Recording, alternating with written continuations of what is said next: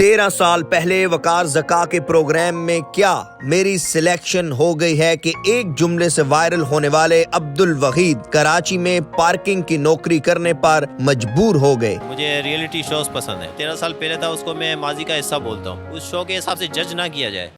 Urdu point की videos देखने के लिए हमारा चैनल सब्सक्राइब कीजिए और बेल के आइकन पर क्लिक कीजिए ताकि आप हमारी तमाम आने वाली वीडियोस से बाखबर रह सकें।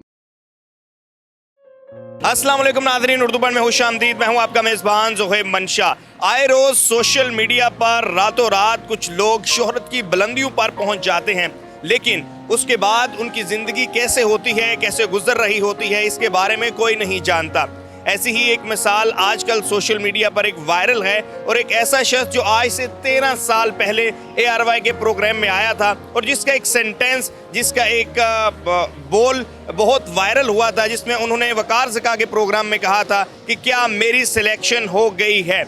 इस वक्त अब्दुल वहीद साहब जो कि 13 साल पहले उस प्रोग्राम में थे, ब्लैक दाढ़ी थी, यंग थे, 13 साल बाद शारे फैसल पर वैलिड बॉय का काम कर रहे हैं, यानी पार्किंग, बाइक्स पार्किंग का। हमारे साथ अब्दुल वहीद मौजूद हैं। अस्सलाम वालेकुम वहीद भाई। वालेकुम अस्सलाम। अच्छा वहीद भाई, पहले तो बताइएगा कि आपकी ये जो पोस्ट इस वक्त सोशल मीडिया पर वायरल है, आपको कब पता चला और किसने ये आपकी तस्वीर बनाकर वायरल की थी? क्योंकि बड़ा मुश्किल था समझना, क्योंकि उस वक्त आपका गेट अप, आउटलुक बिल्कुल मुख्तलिफ था और इस वक्त बिल्कुल मुख्तलिफ है। हाँ, जिस बंदे ने ये पिक्चर मेरी पिक्चर वायरल की है, उसने मुझे बाय फेस नहीं पहचाना, उसने मेरी आवाज़ से पहचाना। तो पहले उसने मेरे साथ सेल्फी ली पहचानने के बाद, और उसके ओवरनाइट दूसरे दिन कह रहे हैं कि 2 घंटे में वो वायरल हो गई थी। प्रोग्राम के बारे में बताइएगा, काफ़ी पुराना हो चुका है, आई थिंक 12-13 साल पहले का। तो उसमें आप पार्टिसिपेट करने गए थे, क्या था उसमें? कोई डेयरिंग प्रोग्राम था, क्या था? एक्चुअली मुझे रियलिटी शोज़ पसंद है, तो मैं रियलिटी शोज़ को पसंद करता हूँ। तो वो वकार ज़का का शो एक रियलिटी शो था, तो रियलिटी शोज़ मुझे पसंद है, इसलिए मैं वकार ज़का के शो में भी गया था। उस वक्त इतना सोशल मीडिया नहीं था, तो वो जो आपका क्लिप है, क्या वो बाद में वायरल हुआ था या उसी वक्त वायरल था? नहीं, सोशल मीडिया तो था, एक्टिव तो था, तो वो जो आज की तरह नहीं था। आज भी है, मगर उस वक्त भी सोशल मीडिया तो था, और वो उस वक्त 13 साल पहले भी वो जो ऑडिशन था वो वायरल तो हुआ था।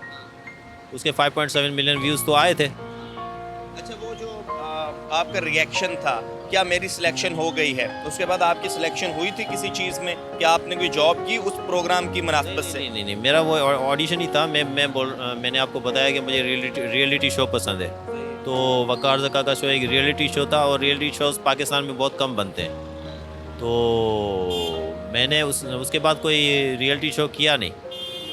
अभी आजकल आप कितनी देर से यहाँ पर पार्किंग वैलेट का काम कर रहे हैं? फैमिली कितनी है, बच्चे कितने हैं, शादीशुदा हैं या नहीं? मैं यहाँ 11 साल से शारे फैसल पे काम कर रहा हूँ, और 11 साल से हाँ, मैं यहाँ शारे फैसल पे काम कर रहा हूँ, और मतलब मैं मैरिड नहीं हूँ। अच्छा, मैरिड नहीं? हाँ। फैमिली में कौन कौन है आपके साथ? कहाँ पर रहते हैं? घर अपना है, किराए के? मेरा रेंट पे है, किराए पर घर है।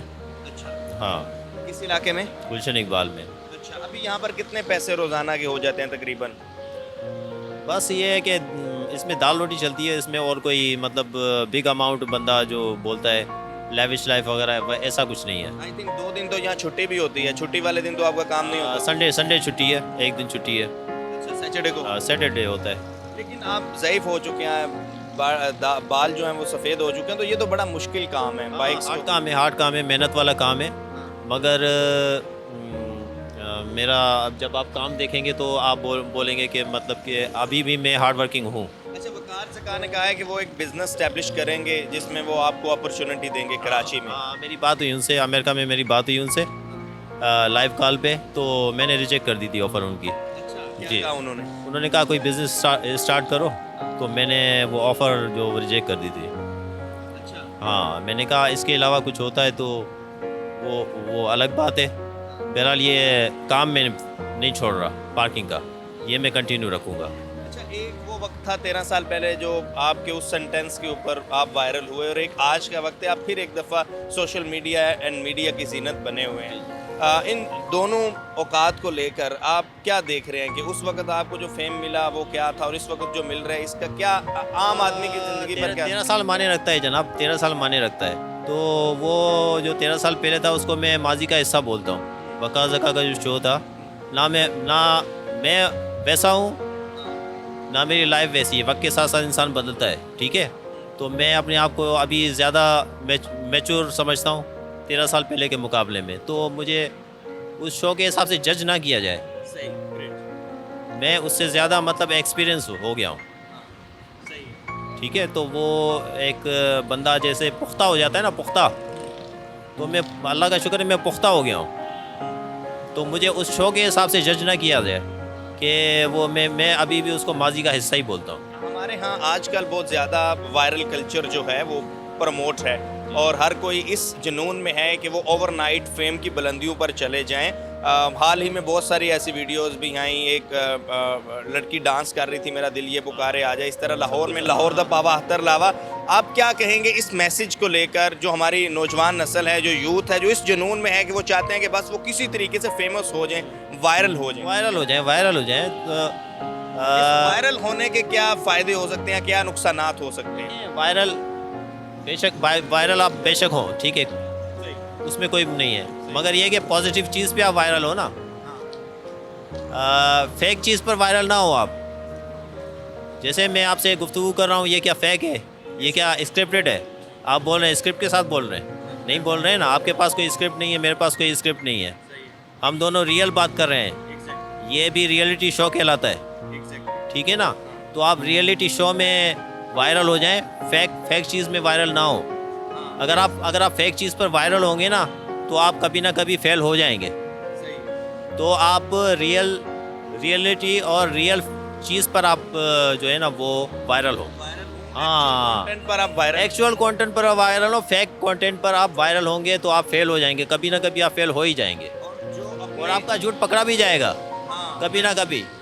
हाँ, और जो अपनी नॉर्मल ज़िंदगी है और जो ज़ाती ज़िंदगी है उसको हम बिल्कुल एक अलग जगह पर रखें, क्या कहते हैं? बिल्कुल ज़ाती ज़िंदगी को अलहदा रखें, उसमें आप उसको वायरल ना करें। अच्छा, यहाँ पर एज अ पार्किंग गाय, यहाँ पर शार फैसल के ऊपर मेन रोड है, आपने 11 साल में क्या ऑब्ज़र्व किया, क्या देखा लोगों के मसाइल के हवाले से?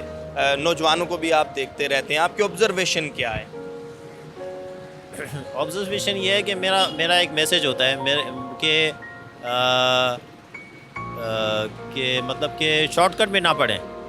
जो भी नौजवान है शॉर्टकट में ना पड़ें।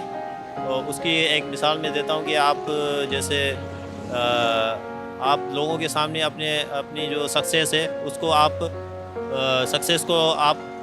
अपनी सक्सेस का शो ना करो लोगों के सामने कि मैं सक्सेसफुल हो गया भाई, मैं सक्सेसफुल हो गया। ऐसी लोगों के सामने शोर ना करो, इससे आप सक्सेसफुल नहीं होंगे। आप अपनी स्ट्रगल करें, जो भी नौजवान है अपनी स्ट्रगल करें, स्ट्रगल